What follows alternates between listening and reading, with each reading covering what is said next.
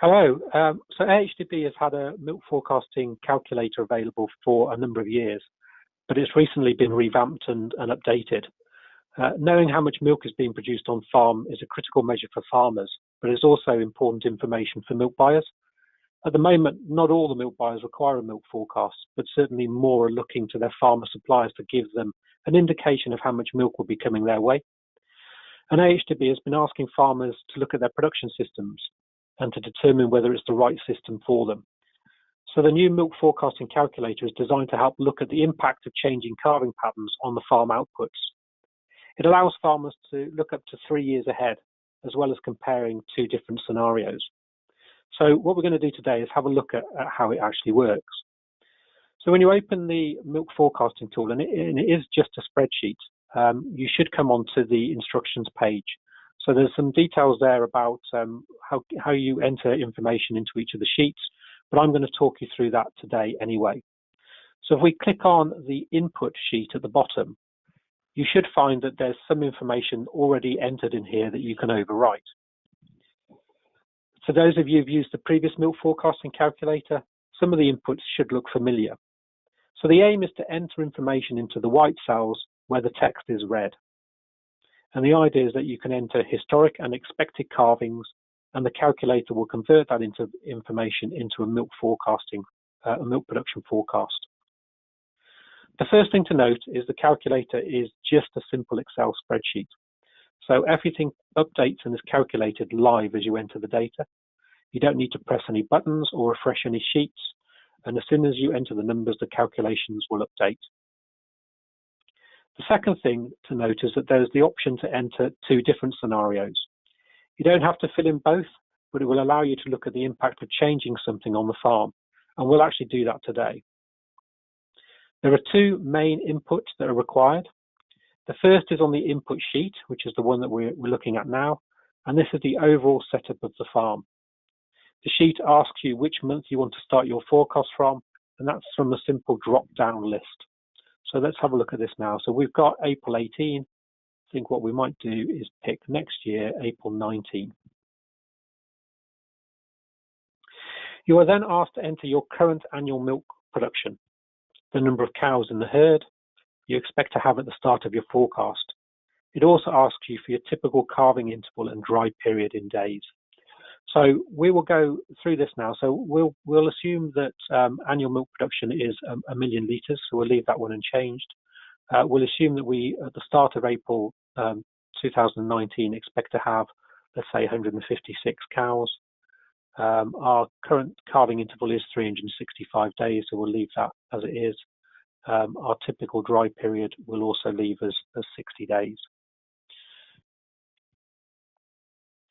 You're next asked to pick a typical profile for milk production from your cows, and this is a drop-down list. And you can pick each of the different profiles, and as you do so, the chart changes and shows you what the profile looks like. So at the moment, that's sitting at feed to yield. If we were to move that to, say, total mixed rations, you can see that the chart slightly changed. Feel free to play with the different profiles until you find the one that's closest to what you actually do. Finally, you're asked to estimate what your heifer yield is as a percentage of your cow yield. So in here we've got 85. Let's change that to 90%.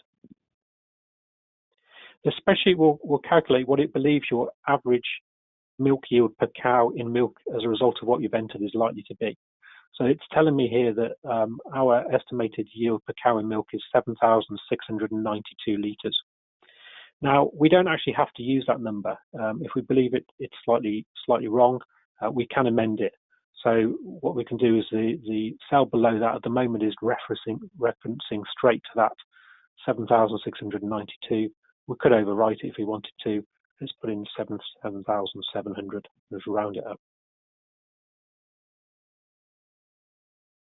As this is a 3-year forecast, it also asks you if you plan to increase your yield over those years. Now you can leave this as 0 if you don't believe it will change, or you can put in some estimate of an annual change. The spreadsheet will then calculate what the end of the 3-year yield would look like after you enter this number. So let's say we think our yield's going to go up by 1% a year, and we've put 1% in there. it's now telling me that by the end of year 3, my average yield will have risen to 7,933. Again, we can scroll down and we can have a look at doing an alternative scenario if we wanted to. So if we thought something might change, or we wanted to look at what the impact of a change might be on the farm, we could put that through in the alternative scenario. What I'm going to do in there is I'm going to set those numbers the same as we had them above, because I'm going to change some of the numbers on the calving input for the alternative scenario. I will pick for the autumn block, I will change the profile back to the total mixed ration again. So having entered those numbers, we then move on to the second input sheet, which is the calving input. And on this sheet, you enter the number of heifers and cows calving each month. Now, some of that information is historic because those calvings will impact on milk produced over the next few months. However, a lot of the data is based on what you expect to happen over the next few years. The calculator also allows you to enter milk prices, feed costs, and feed rates. You don't need to enter this information, but if you do, the calculator will be able to estimate your overall milk income and your feed costs. So I've actually set this spreadsheet up to update with references a little bit quicker than we might have normally expected. So that just is to help save a bit of time. So if I put in that we're going to have 3 heifer calvings in April 18, you can see what it's automatically done is it's put 3 in each month. It wouldn't normally do that, but it just saves me typing 3 in for each month. And the same for cow calvings. I'll put 10 in there. So we've got 120 cow calvings in the year and 36 heifer calvings. You can see what I've done also is I've got the alternative scenario to exactly match that in year 1. But what I've then started to do is to change that in subsequent years. So what I'm looking at on this alternative scenario is maybe moving away from calving the same number of cows every month to trying to get them all lumped together in the autumn. And that happens gradually over the course of the 3 years. And those numbers have already been entered. But again, you'd be able to overwrite this with whatever scenario you wanted to put in. The other information that we'll enter onto this is we'll put a milk price in. So let's assume the milk price is 28 pence per litre. And again, I've set this up so that it just copies that down for every month. But you could put in your actual milk price that you expect to achieve for month on month, particularly if you've got some seasonality payments that might impact, or your fat and protein that would impact on the price as we go through each month. We'll enter a feed cost. We want a cost in pounds per kilogram. So I'm going to put in there 0.2, which is about 200 pounds per tonne, and a feed rate of kilograms per cow in milk per day. So let's put in there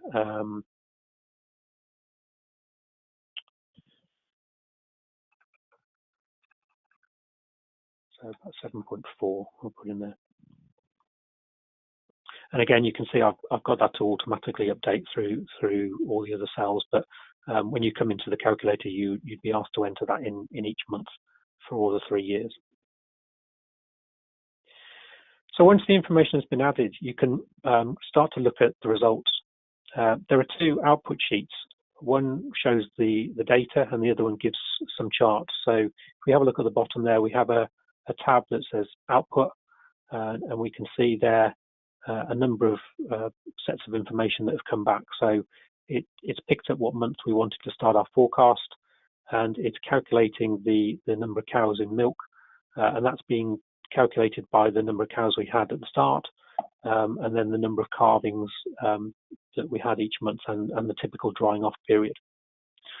It converts our calvings and our yield information into the total volume of milk produced for the year, and also shows it as a yield per cow in milk. It's used our 28 pence per litre price to work out the milk revenue, and it's also calculated the concentrate usage and the costs. Now you are actually able to amend this. So if you looked at that and said that profile's not quite right, I need to adjust it slightly, you can actually do that through this column, which is the manual seasonal adjustment.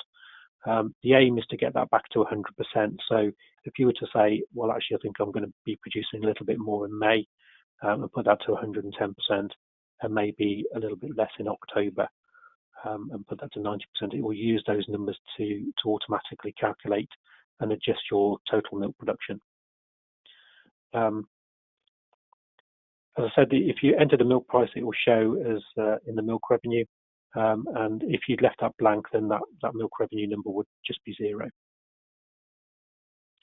Now, by picking a different profile, you will get a different milk production output. So we could go back to our input sheet if we wanted to, and we say, well, that profile is not quite right.